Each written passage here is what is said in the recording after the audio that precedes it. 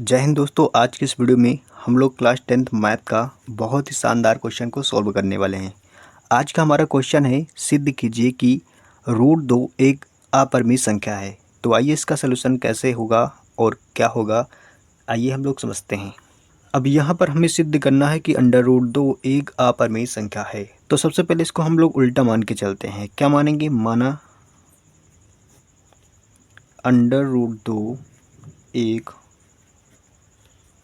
परिमेय संख्या है। परिमेय संख्या है यानी इन क्वेश्चनों में होता क्या है, यानी कि जो हमें सिद्ध करना होता है उसको उल्टा मान के चलते हैं। तो यहाँ पर दिया है, सिद्ध कीजिए कि √2 एक अपरिमेय संख्या है। तो मान के चलेंगे कि √2 एक परिमेय संख्या है। अगर यह परिमेय संख्या है दोस्तों, तो इस संख्या को हम लोग a/b के रूप में लिख सकते हैं। तो क्या लिखेंगे? चूँकि √2 बराबर a/b, तो a/b यहाँ पर लिखेंगे, जहाँ पर ab क्या है, तो जहाँ ब्रैकेट में आपको लिखना रहेगा, जहाँ a व b सहअभाज्य संख्याएं हैं। सहअभाज्य संख्याएं क्या होती हैं? जिनका HCF यानी कि जिनका मासा 1 होता है उन्हें बोलते हैं सहअभाज्य संख्या। जहाँ a व b सहअभाज्य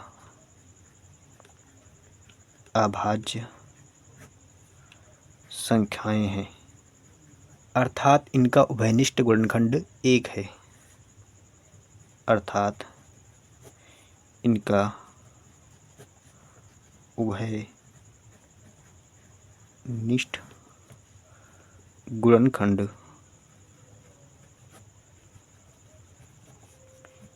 1 है। यानी सहअभाज्य संख्याओं का उभयनिष्ठ गुणनखंड कितना होता है? 1 होता है। तो सहअभाज्य संख्या किसे कहते हैं? जिनका HCF 1 होता है उन्हें बोलते हैं सहअभाज्य संख्याएं।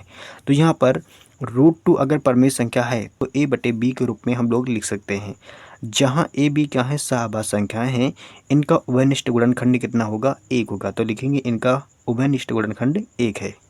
अब यहाँ पर इसको आगे जब सॉल्व करेंगे तो आगे क्या हो जाएगा? इन दोनों का हम लोग वर्ग करेंगे, यानी √2 बराबर a/b।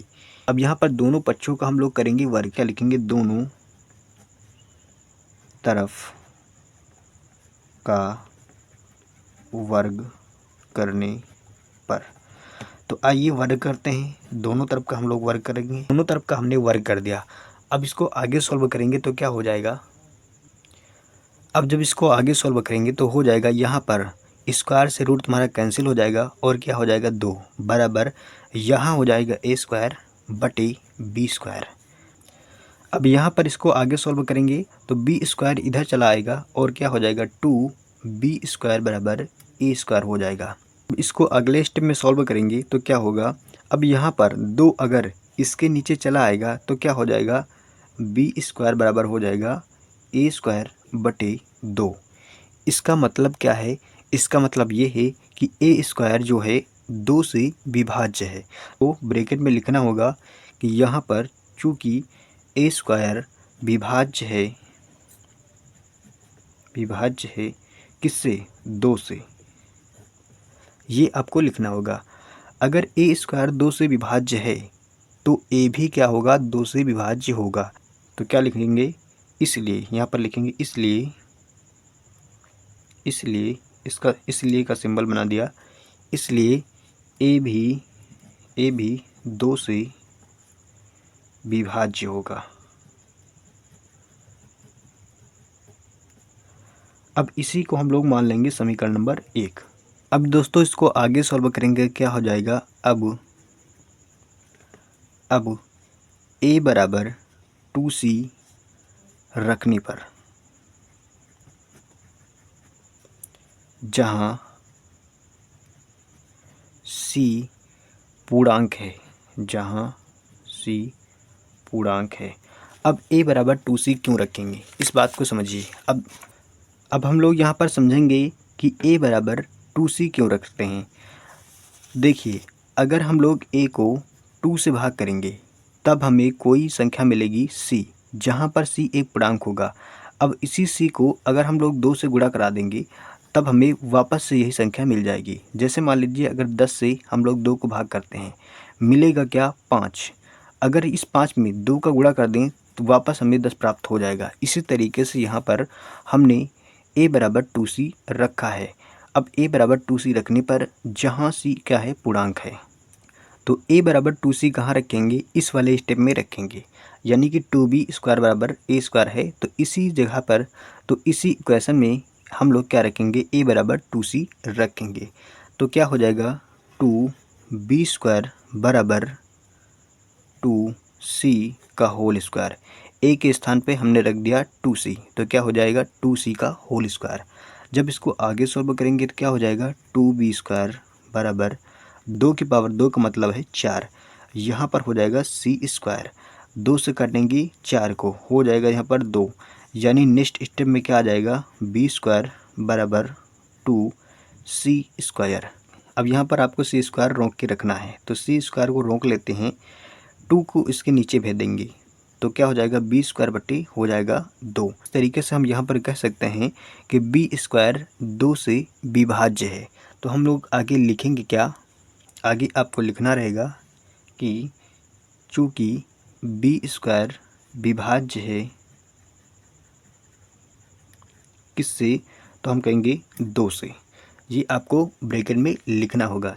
इसलिए नेक्स्ट ब्रैकेट में लिखेंगे, इसलिए b भी 2 से विभाज्य होगा। ये आपको लिखना रहेगा, यही आपकी सेकंड इक्वेशन हो जाएगी।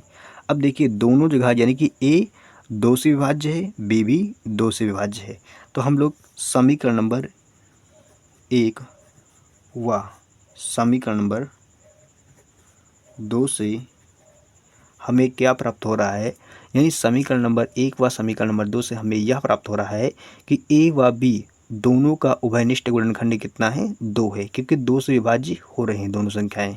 तो क्या लिखेंगे अगले स्टेप में, तो आपको अगले स्टेप में लिखना होगा, यहाँ a और b का उभयनिष्ठ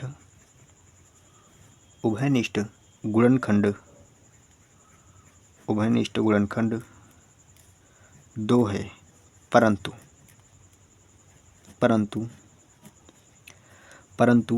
a व b का उभयनिष्ठ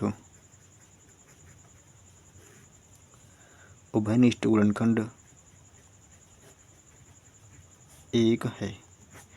अब देखिए यहाँ पर इन दोनों समीकरणों से हमें क्या प्राप्त हो रहा है, दोनों समीकरण से हमें प्राप्त हो रहा है कि a व b का उभयनिष्ठ गुणनखंड कितना है, 2 है। लेकिन हमने माना क्या था कि दोनों का उभयनिष्ठ गुणनखंड 1 आएगा, लेकिन यहाँ पर ऐसा नहीं हुआ, दोनों का उभयनिष्ठ गुणनखंड कितना आया, 2। आना चाहिए था 1, आ गया कितना, 2। क्यों आया, क्योंकि हमने माना था कि √2 एक परिमेय संख्या है, यानी कि गलत मान के चले थे। इसलिए यहाँ पर देखने को यह मिला कि a और b का उभयनिष्ठ गुणनखंड 2 आ रहा है।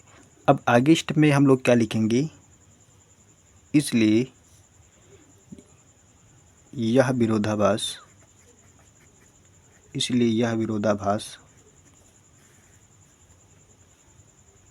हमारी गलत अवधारणा, इसलिए यह विरोधाभास यानी कि यह विरोध हमारी गलत अवधारणा के कारण प्राप्त हुआ है, यानी कि हमने गलत माना था, इसीलिए यहाँ पर a व b का मासा 2 आ रहा है। अतः इस प्रकार √2 एक अपरिमेय संख्या है। √2 एक अपरिमेय संख्या है। इसी तरीके से आपको सवाल को लगाना है। ये क्वेश्चन कम से कम 5 नंबर में ज़रूर से ज़रूर पूछा जाता है। इसी तरीके से आपको इस क्वेश्चन को सॉल्व करना है। मिलेंगे दोस्तों नेक्स्ट वीडियो में, तब तक के लिए जय हिंद, जय भारत।